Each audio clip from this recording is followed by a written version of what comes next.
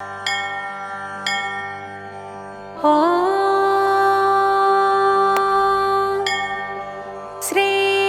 श्रीभास्करस्तुतिः युधिष्ठिरकृतं पंभानो जगतश्चक्षुस्त्वमात्मा सर्वदेहिनां त्वं योनिः सर्वभूतानां त्वमाचारक्रियावतां त्वं गतिः सर्वसांख्यानां योगिनां त्वं परायणम् अनावृतार्गलद्वारं त्वं गतिस्त्वं मुमुक्षताम् त्वया सन्धार्यते लोकस्त्वया लोकप्रकाश्यते त्वया पवित्रे क्रियते निर्वाजं पाल्यते त्वया त्वामुपस्थाय काले तु ब्राह्मणा वेदपारगाः स्वशाखाविहितैर्मन्त्रैरर्चं तृषीगणाचितम् तव दिव्यं रथं यान्तमनुयान्ते वराथिनः सिद्धचारणगन्धर्वा यक्षगुह्यकपन्नगाः त्रयस्त्रिंशश्च वै देवास्तथा वैमानिका गणाः सोपेन्द्राः समहेन्द्राश्च त्वामिष्ट्वा सिद्धिमागताः उपयान्त्यर्चयित्वा तु त्वां वै प्राप्तमनोरथाः दिव्यमन्दारमालाभिस्तूर्णं विद्याधरोत्तमाः गुह्या पितृगणाः सप्त ये दिव्या ये च मानुषाः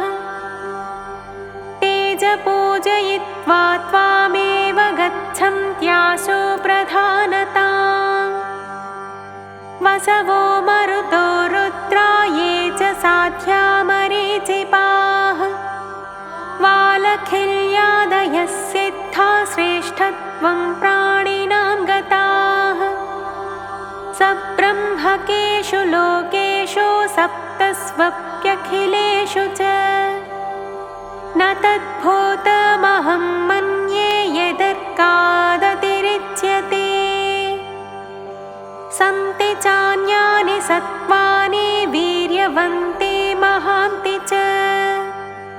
न तु तेषां तथा दीप्तिः प्रभावो वा यथा तव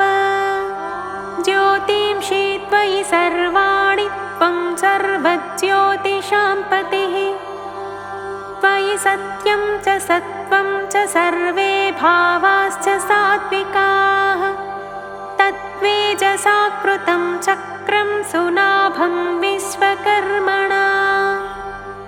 देवारेणां मदो येन नासितः साङ्गधन्वना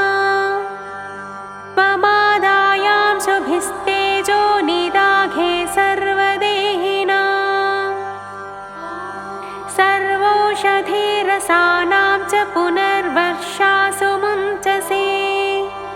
तपं त्यन्ये दहं त्यन्ये गज्जं त्यन्ये तथा घनाः विद्योतं ते प्रवर्षन्ते तव प्रावृषेरस्मयः न तथा सुखयत्यग्निर्न प्रावारानकम्बलाः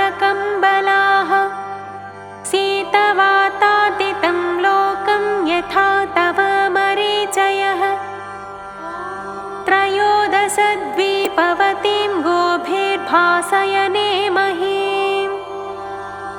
त्रयाणामपि लोकानां हितायैकः प्रवर्तसे तव यद्युदयो न स्यादं जगदिदं भवेत् न च धर्मार्थकामेषु प्रवर्तेरन्मनीषिणः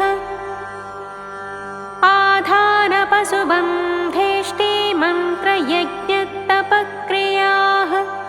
त्वत्प्रसादादवाप्यन्ते ब्रह्मक्षत्रविसाङ्गणैः यदहर्ब्रह्मणः प्रोक्तं सहस्रयुगसंमितं तस्य त्वमादिरं तश्च कालज्ञः परिकीर्तितः मनूनां मनुपुत्राणां जगतो मानवस्य च मन्वन्तराणां सर्वेषामीश्वराणां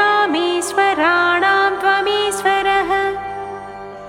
संहारकाले सम्प्राप्ते तव क्रोधविनिसृतः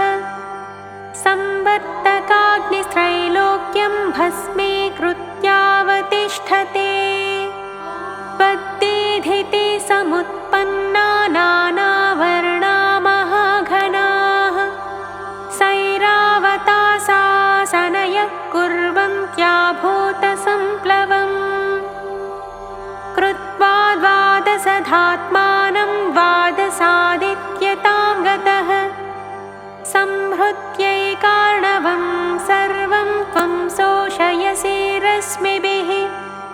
त्वामिन्द्रमाहुस्त्वं रुद्रस्त्वं विष्णुस्त्वं प्रजापतिः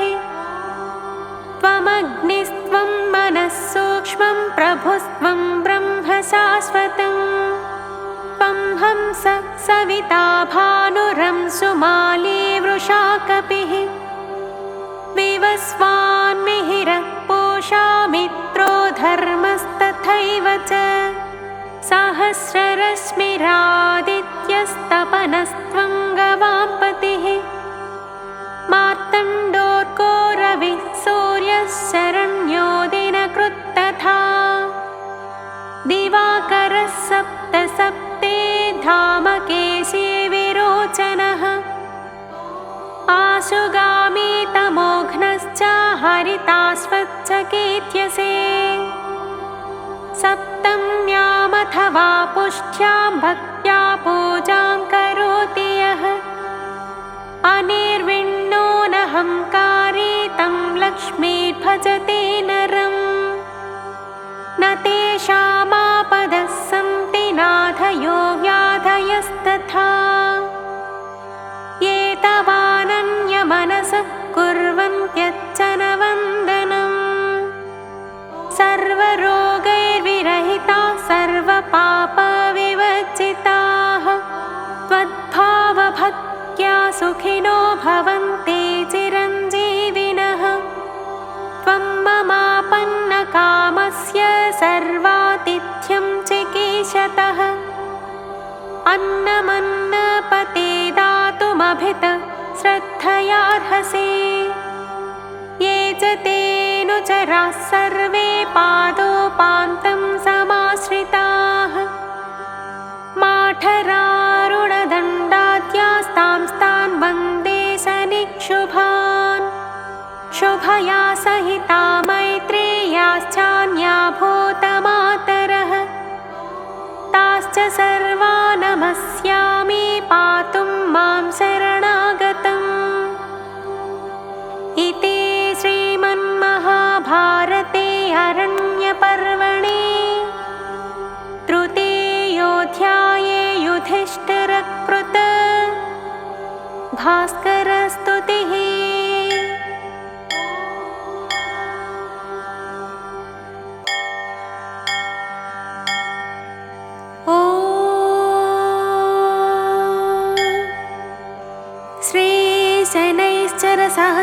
श्रीशनैश्चरसहस्रनामस्तोत्रम्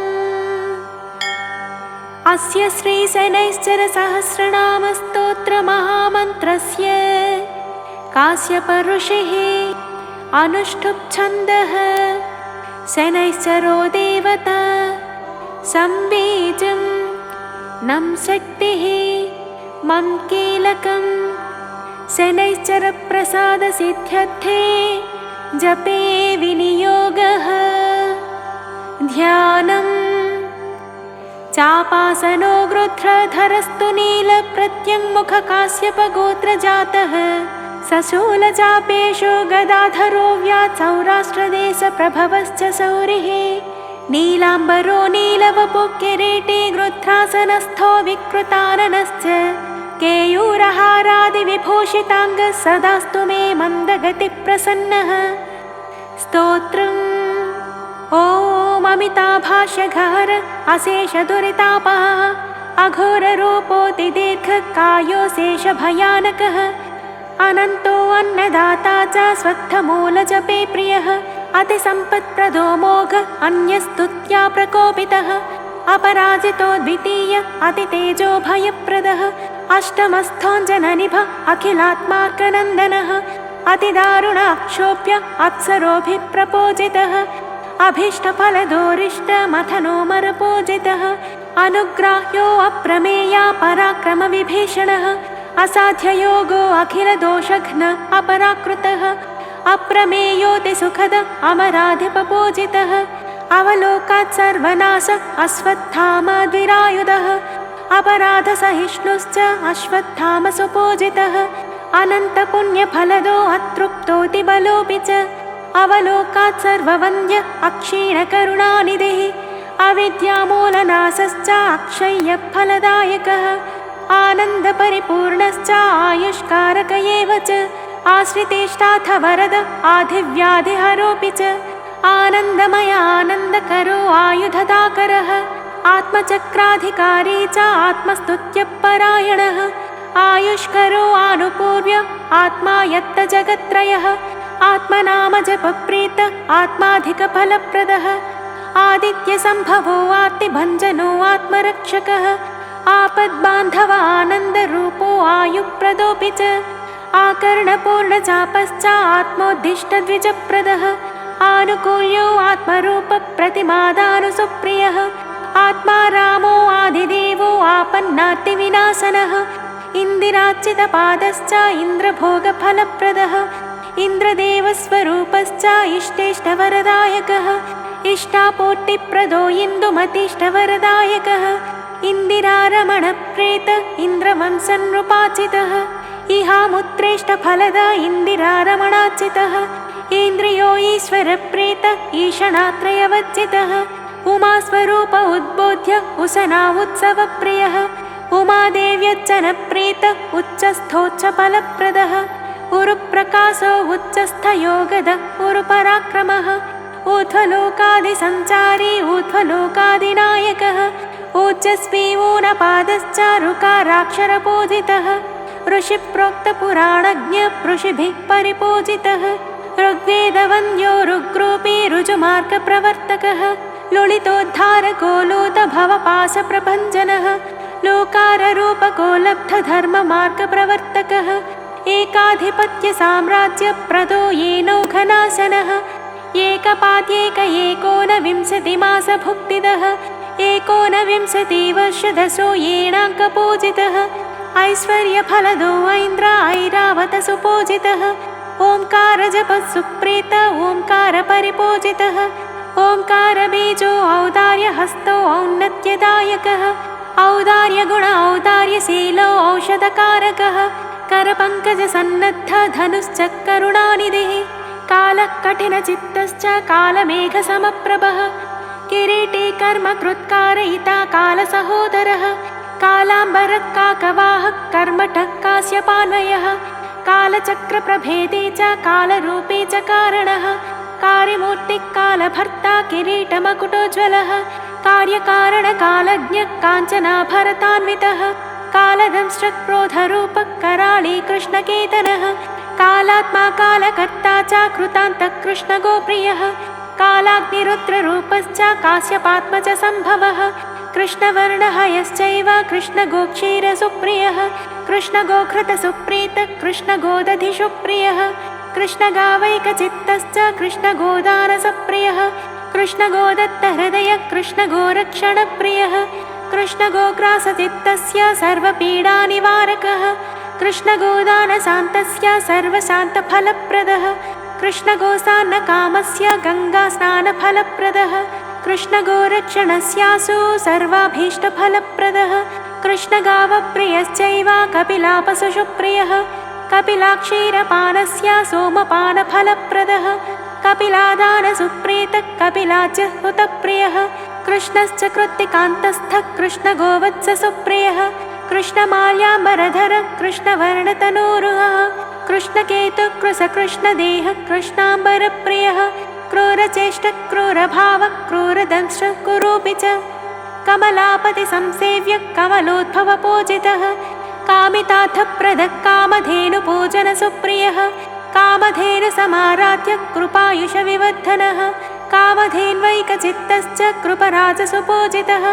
कामदोग्धा च क्रुद्धश्च कुरुवंशसुपूजितः कृष्णाङ्गमहिषीदोग्धा कृष्णेन कृतपूजनः कृष्णाङ्गमहिषीदानप्रियः कोणस्थ एव च कृष्णाङ्गमहिषीदानलोलुपः कामपूजितः क्रूरावलोकनात् सर्वनाशः कृष्णाङ्गदप्रियः खद्योतः खण्डनः खड्गधरः खेचरपूजितः खरांशतनयश्चैव खगानां पतिवाहनः गोसवासक्तहृदयो गोचरस्थानदोषहृत् गृहरास्याधिपश्चैव गृहराजमहाबलः रुद्रवाहो गृहपतिर्गोचरोगानलोलुपः घोरो घर्मो घनतमो घर्मी घनकृपान्वितः घननीलाम्बरधरो जातिवर्णसंहितः चक्रवर्तिसमाराध्यश्चन्द्रमत्या समच्चितः चन्द्रमत्यातिहारी च चराचरसुखप्रदः चतुर्भुजश्चापहस्तश्चराचरहितप्रदः छायापुत्रश्चत्रधराश्छायादेवी सुतस्तथा जयप्रदो जगन्नीलो जपतां सर्वसिद्धिदः जपविध्वस्तविमुखो जम्भारि परिपूजितः जम्भारिवन्द्यो जयदो जगज्जनमनोहरः जगत्त्रयप्रकुपितो जगत्त्राणपरायणः जयो जयप्रदश्चैव जगदानन्दकारकः ज्योतिश्च ज्योतिषां श्रेष्ठो ज्योतिश्शास्त्रप्रवर्तकः जच्छरीकृतदेहश्च झल्लरीवाद्यसुप्रियः ज्ञानमूर्तिज्ञानगम्यो ज्ञानी ज्ञानमहानिधिः ज्ञानप्रबोधकश्चैव ज्ञानदृष्ट्यावलोकितः टङ्किताखिललोकश्च टङ्कितैनस्तमोरविः टङ्कारकारकश्चैव टङ्कृतोटाम्भदप्रियः ठकारमय सर्वस्वष्ठकारकृतपूजितः ढक्कावाद्यप्रीतिकरो डमड्डमरुकप्रियः डम्बरप्रभवो डम्भो ढक्कानादप्रियङ्करः डाकिनी साकिनीभूत सर्वोपद्रवकारकः डाकिनी साकिनीभूत सर्वोपद्रवनाशकः ढकाररूपो ढाम्भीकोणकारजपसुप्रियः नकारमयमन्त्रार्थ नकारैकशिरोमणिः नकारवचनानन्द नकारकरुणामयः नकारमय सर्वस्व नकारैकपरायणः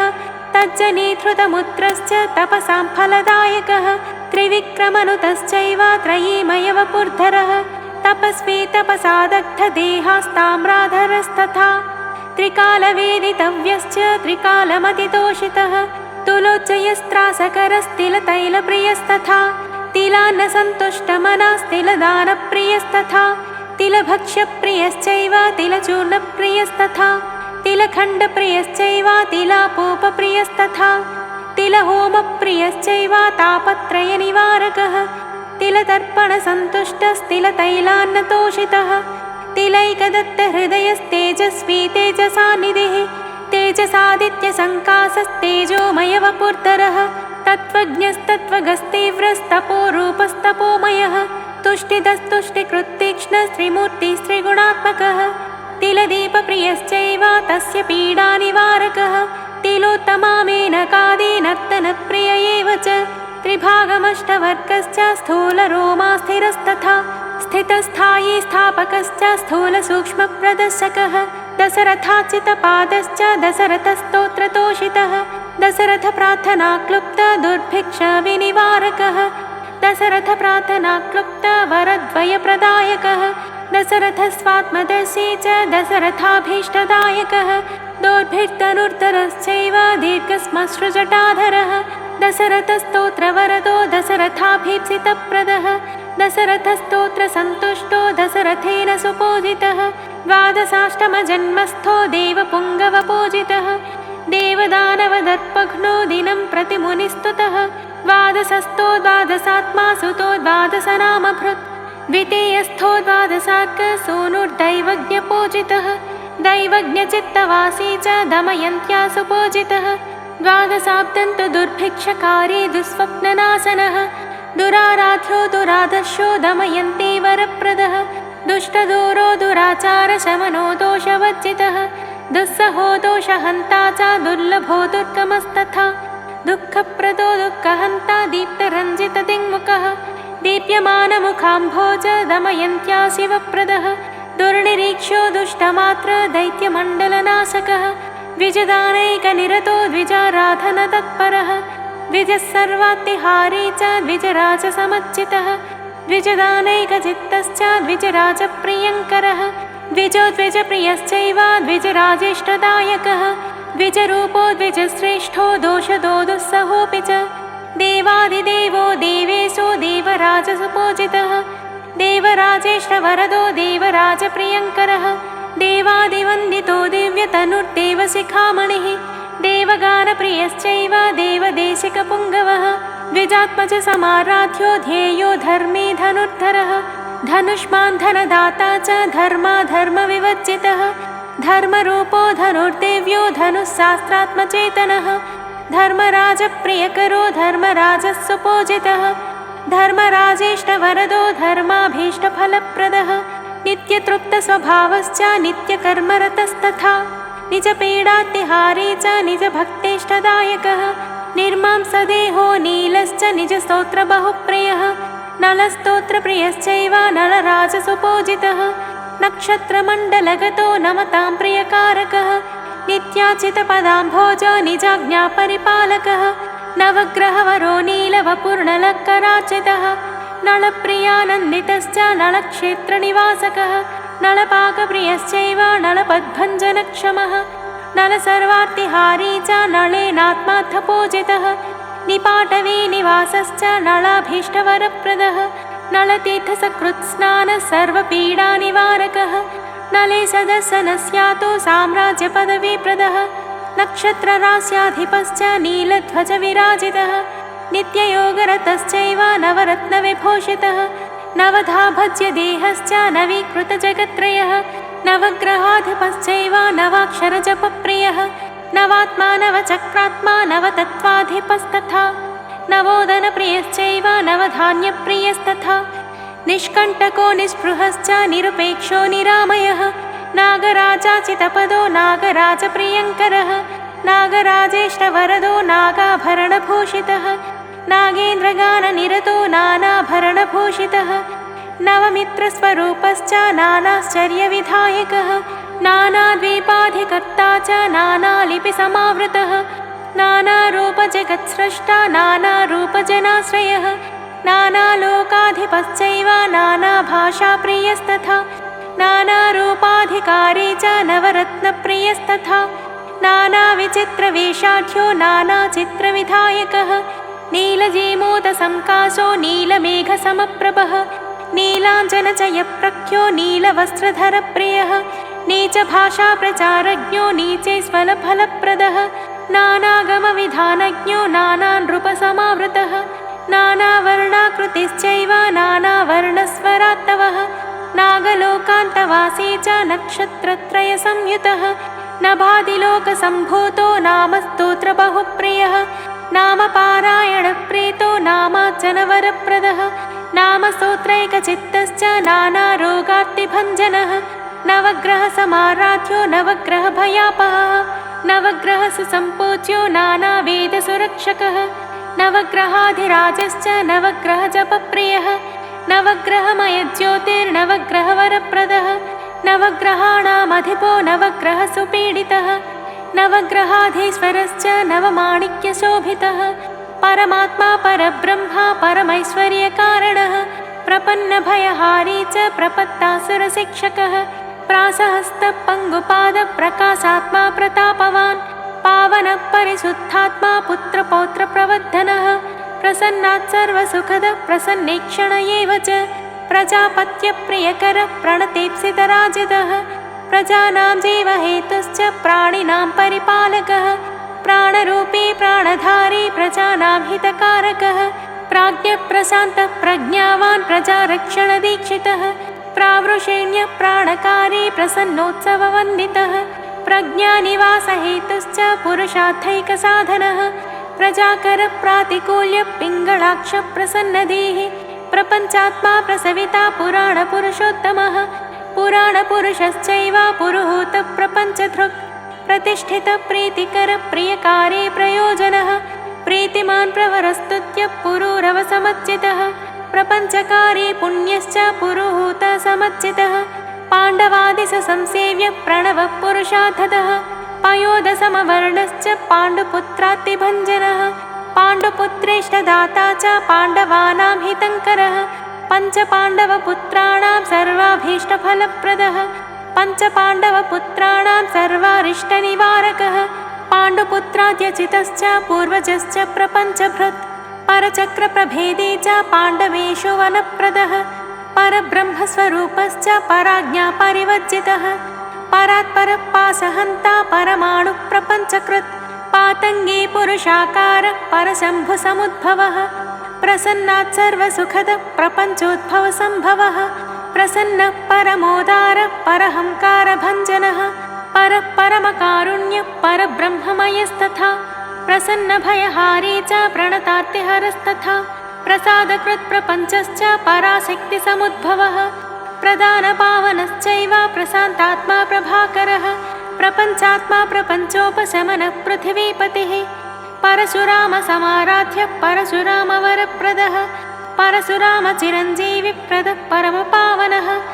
परमहंसस्वरूपश्च परमहंससुपूजितः पञ्चनक्षत्राधिपश्च पञ्चनक्षत्रसेवितः प्रपञ्चरक्षितश्चैव प्रपञ्चस्य भयङ्करः फलदानप्रियश्चैव फलहस्तः फलप्रदः फलाभिषेकप्रियश्च फल्गुनस्य वरप्रदः पुटच्छमितपापौघः फल्गुनेन प्रपूजितः फणिराजप्रियश्चैव फुल्लाम्बुजविलोचनः बलिप्रियो बलिबभ्रुर्ब्रह्मविष्णुशक्लेशकृत् ब्रह्मविष्णुस्वरूपश्च ब्रह्मशक्रादिदुर्लभः वासदक्ष्या प्रमेयाङ्गो बिभ्रत्कवचकुण्डलः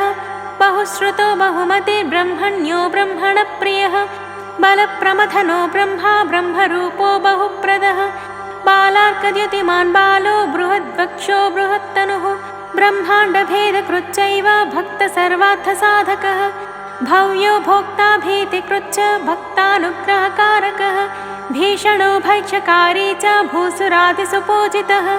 भोगभाग्यप्रदश्चैव भस्मीकृतजगत्त्रयः भयानको भानुसूनुर्भूतिभूषितविग्रहः भास्वत्रतो भक्तिमतां सुलभो भ्रकुटीमुखः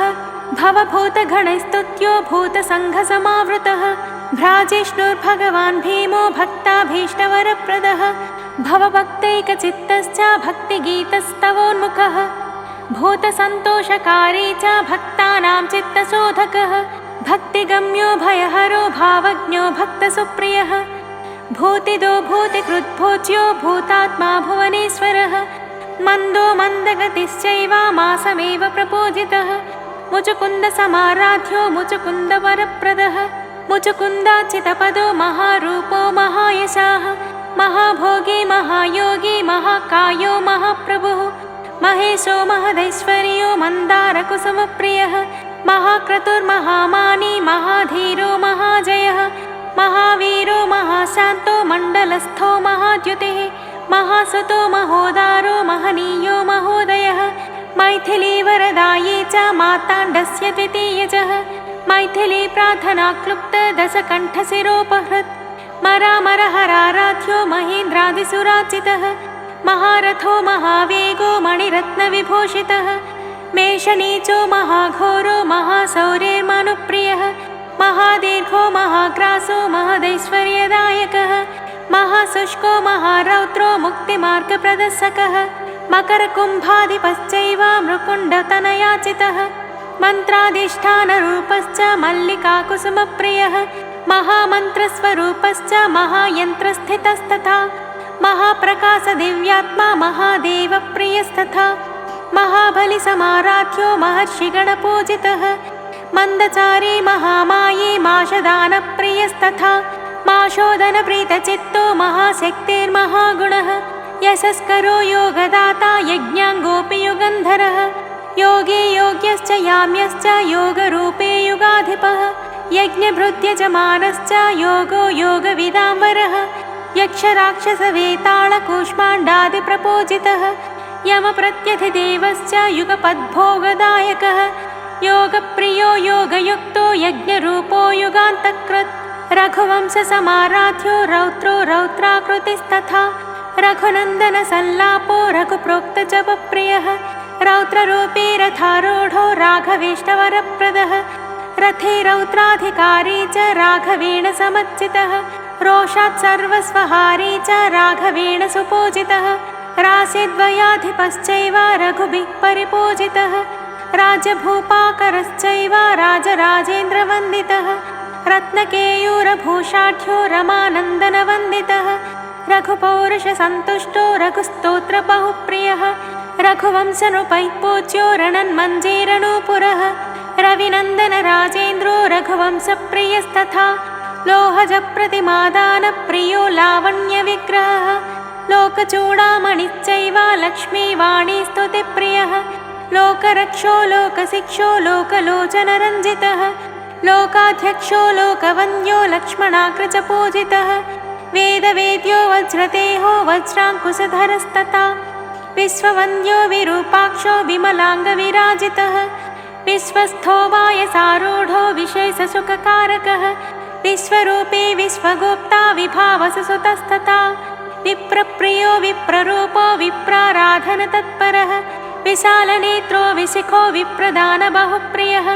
विश्वसृष्टिसमुद्भूतो वैश्वानरसमुद्युतिः विष्णुर्विरिञ्चेर्विश्वेशो विश्वकर्ता विशाम्पतिः विराडाधारचक्रस्थो विश्वभुग्विश्वभावनः विश्वव्यापारहेतुश्च वक्रक्रूरविवर्जितः विश्वोद्भवो विश्वकर्मा विश्वसृष्टिविनायकः विश्वमूलनिवासी च विश्वचित्रविधायकः विश्वाधारविलासी च व्यासेन कृतपूजितः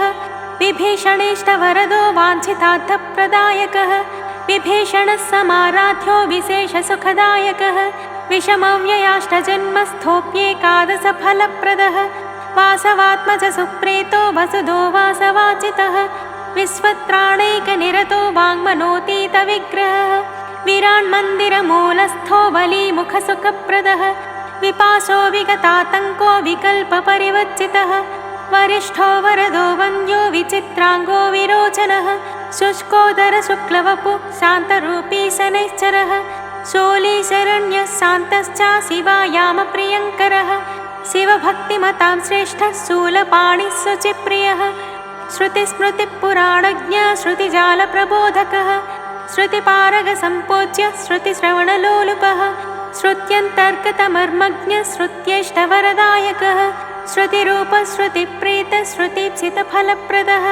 शुचिश्रुतः शान्तमूर्तिः श्रुतिश्रवणकीर्तनः शमीमूलनिवासी च शमीकृतफलप्रदः शमीकृतमहाघोरः शरणागतवत्सलः शमीतरुस्वरूपश्च शिवमन्त्रज्ञमुक्तिदः शिवागमैकनिलयः शिवमन्त्रजपत्प्रियः शमीपत्रप्रियश्चैव शमीपर्णसमच्चितः शतोपनिषदस्तुत्य शान्त्यादिगुणभूषितः शान्त्यादिषड्गुणोपेतः शङ्खवाद्यप्रियस्तथा श्यामरक्तसितज्योतिः शुद्धपञ्चाक्षरप्रियः श्रीहालास्यक्षेत्रवासी श्रीमान् शक्तिधरस्तथा षोडशद्वयसम्पूर्णलक्षणः षण्मुखप्रियः षड्गुणैश्वर्यसंयुक्तः षडाङ्गवर्णोज्ज्वलः षडक्षरस्वरूपश्च षट्चक्रोपरि संस्थितः षोडशे षोडशान्तश्च षट्शक्तिव्यक्तमूर्तिमान् षड्भावरहितश्चैव षडङ्गश्रुतिपारगः षट्कोणमध्यनिलयः षट्शास्त्रस्मृतिपारगः स्वर्णेन्द्रनीलमकुटः सर्वाभीष्टप्रदायकः सर्वात्मा सर्वदोषघ्नः सर्वगर्वप्रभञ्जनः समस्तलोकाभयदः सर्वदोषाङ्गनाशकः समस्तभक्तसुखदः सर्वदोषनिवर्तकः सर्वनाशक्षमः सौम्यः सर्वक्लेशनिवारकः सर्वात्मा सर्वदातुष्टः सर्वपीडानिवारकः सर्वरूपी सर्वकर्मा सर्वज्ञः सर्वकारकः सुकृतिसुलभश्चैव सर्वाभीष्टफलप्रदः सूर्यात्मजः सदा तुष्टः सूर्यवंशप्रदीपनः सप्तद्वीपाधिपश्चैव सुरासुरभयङ्करः सर्वसंक्षोभाहारी च सर्वलोकहितङ्करः सर्वौदार्यस्वभावश्च सन्तोषात् सकलेष्टदः समस्तऋषिभिस्तुत्य समस्तगणपावृतः समस्तगणसंसेव्यः सर्वारिष्टविनाशनः सर्वसौख्यप्रदाता च सर्वव्याकुलनाशनः सर्वसंक्षोभहारी च सर्वानिष्टफलप्रदः सर्वव्याधिप्रशमनः सर्वमृत्युनिवारकः सर्वानुकूलकारी च सौन्दर्यमृदुभाषितः सौराष्ट्रदेशोद्भवश्च स्वक्षेत्रेष्टवरप्रदः सोमयाजिसमाराध्यः सीताभीष्टवरप्रदः सुखासनोपविष्टश्च सत्यपीडानिवारकः सौदामणिसन्निभश्च सर्वानुल्लङ्घ्य शासनः सूर्यमण्डलसञ्चारी संहारास्त्रनियोजितः सर्वलोकक्षयकरः सर्वारिष्टविधायकः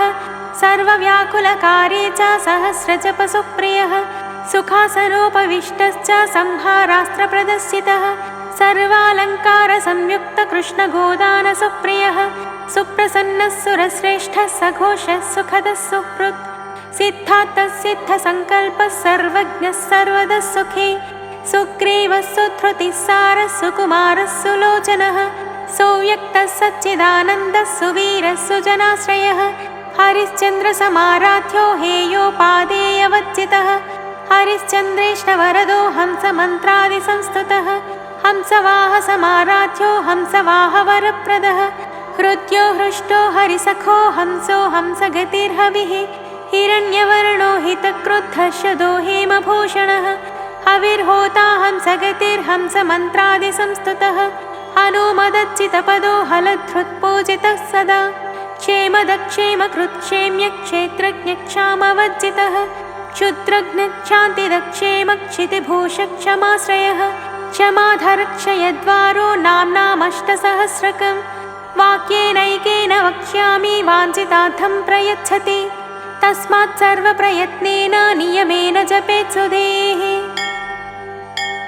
इति श्रीशनैश्चरसहस्रनामस्तोत्रम्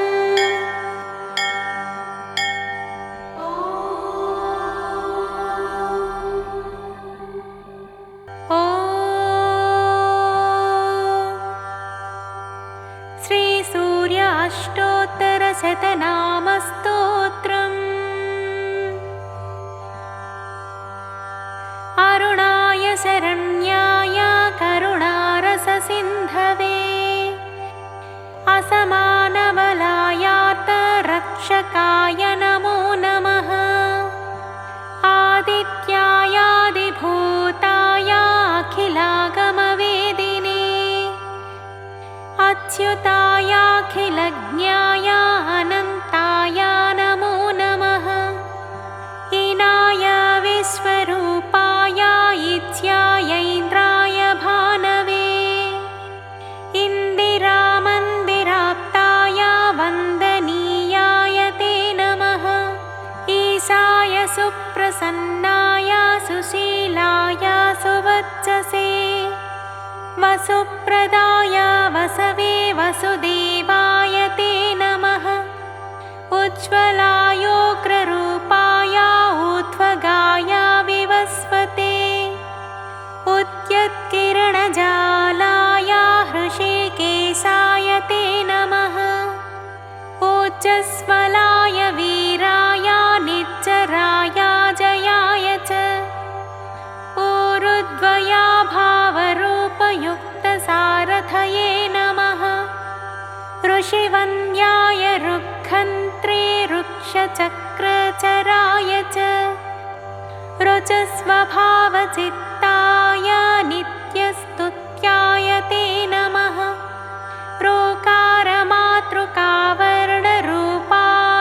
रोकारमातृकावर्णरूपायोज्ज्वलतेजसे